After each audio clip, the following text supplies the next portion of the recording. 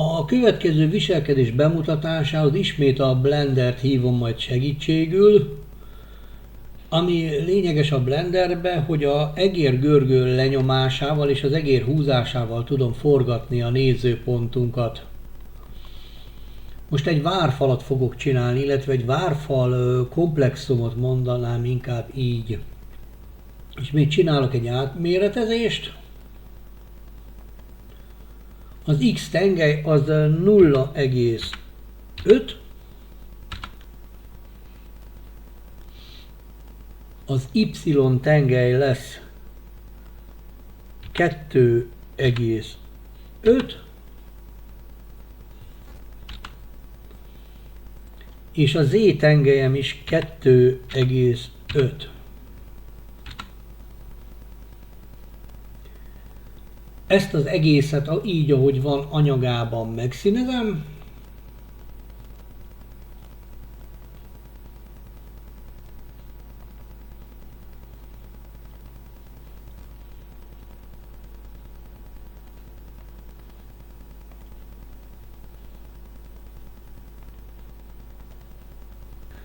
És ezt le is mentem mindjárt.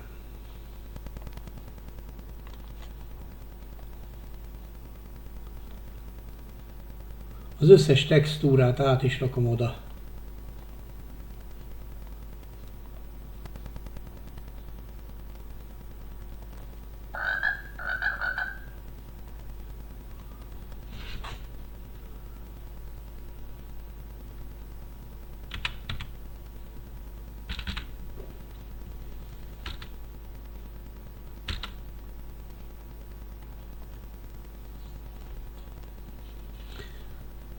Ez lesz a várfalnak az egyik része.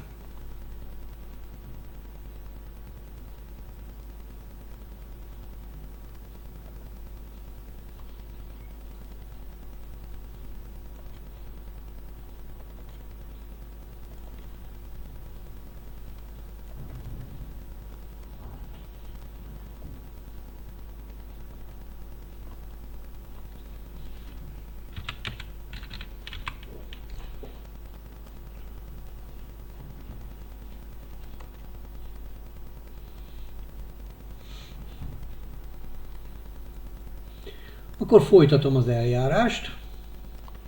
Kicsit elfordítom, hogy jobban látható legyen. Itt objektum módban voltam. Itt átváltok szerkesztő módba. Itt pedig van egy ilyen nekem, hogy lob cut. Szépen feldarabolom a várfalat.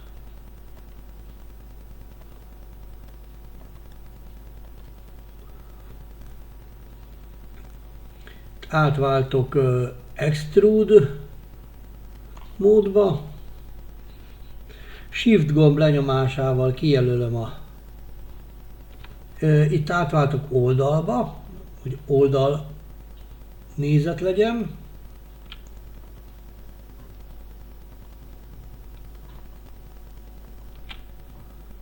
Ezek ki vannak jelölve. És így felhúzom őket.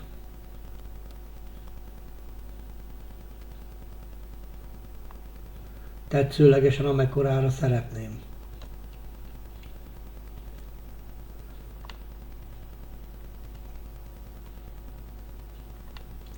Szuper! Visszamegyek objektum módba, és ezt is leexportálom. Ezzel meg is vagyunk. Itt vagyunk abban a részben, ahol a karakterekkel foglalkoztam az előbb, és beimportálom az előző elkészített dolgokat a szokásos eljárással. Mondjuk először az egyessel. Rossz ez a váltás, mert ilyenkor mindig úgy akarom használni, mintha a Blender lenne, és hát hiába nyomom a középső gombot, nem forog. Viszont a méretein állítok, itt megint beállítom 50%-ra. Hát ha benyomom, hogy keresse a talajszintet, akkor nem sikerült. Szerintem ez 125-nél lesz a talajszintem. Hát nagyjából igen.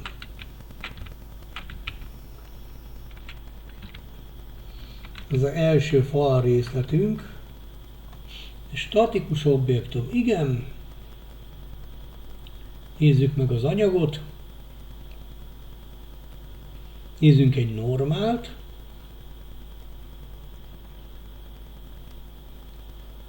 Mindjárt jobban néznek ki a kövek.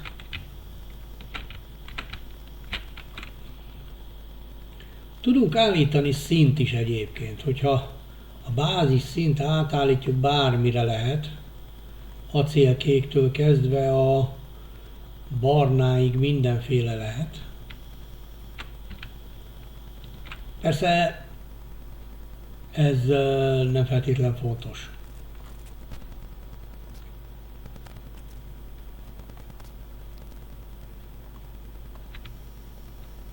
Ez úgyis megadja a dolgokat.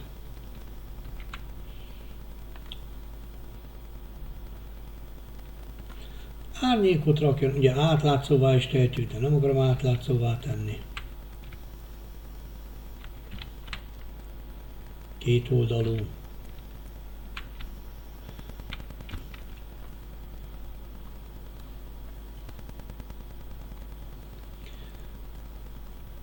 Megkeresem a helyet, ahol szeretném tenni, és importálom az objektumot.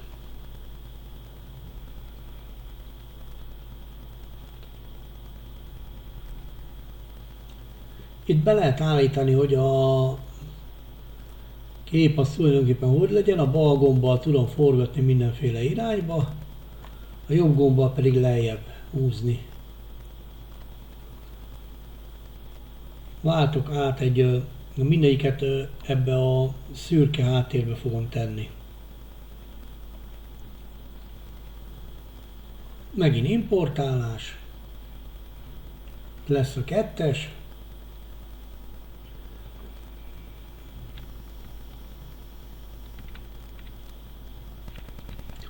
Hát lehet, hogy az előzőt is forgatnom kellett volna, de mivel a méretek egyformák voltak, így nem tűnt fel hirtelen, hogy azt forgatni kellene.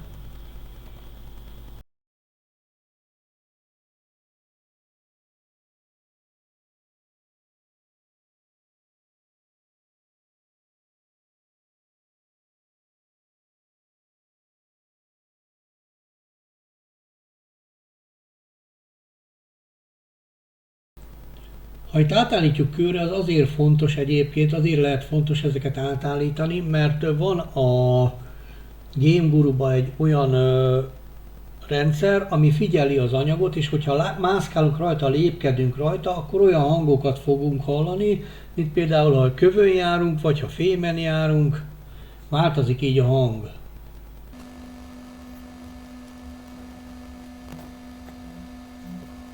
Viszont így az elsőt inkább újra csinálom.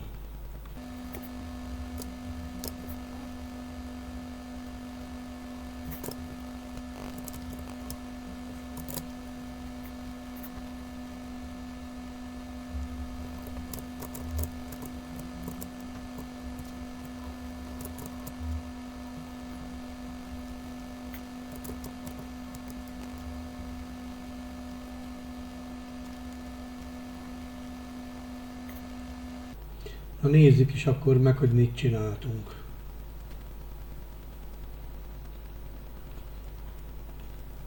Itt van egyszer ez.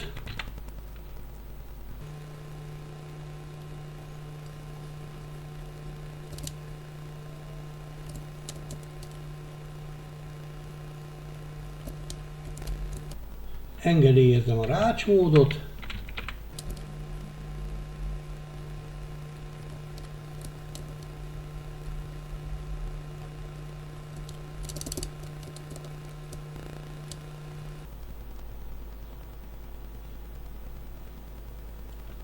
Hát szerintem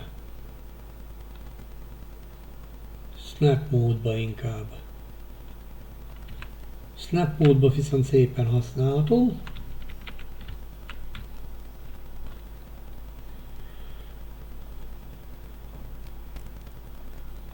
sokkal könnyebb összeilleszteni. Teszek erre az oldalra is.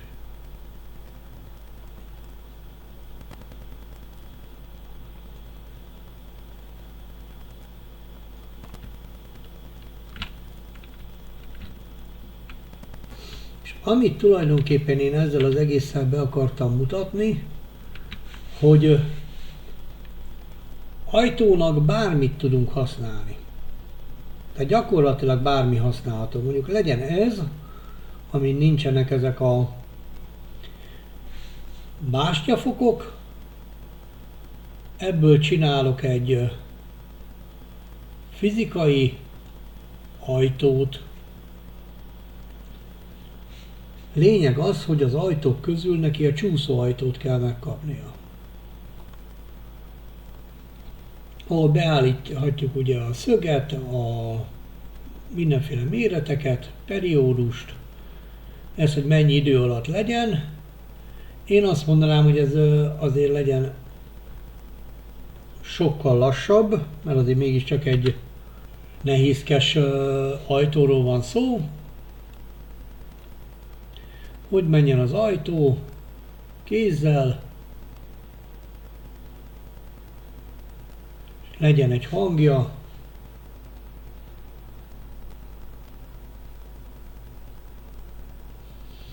jó, hát igazság szerint keresni kéne egy kőajtó hangot, hát én most ezzel nem fogok fáradozni,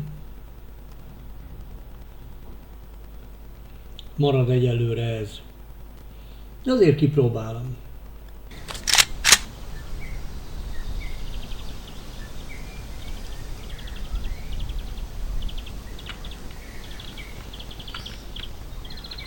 Hát ez nem tökéletes.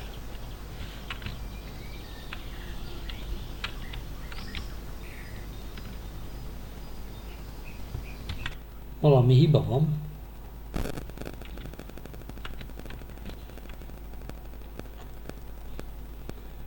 Jaj, majd elfelejtem. Természetesen mozgathatóvá kell tenni.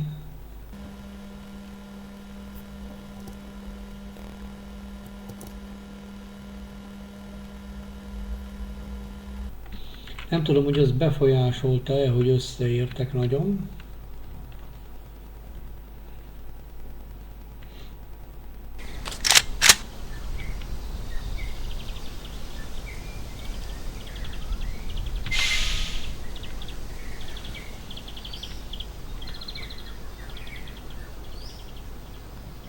És felemelkedett az ajtónk. Szép lassan. Ezt a szöget lehet úgy is állítani, hogy ellenkező irányba menjen.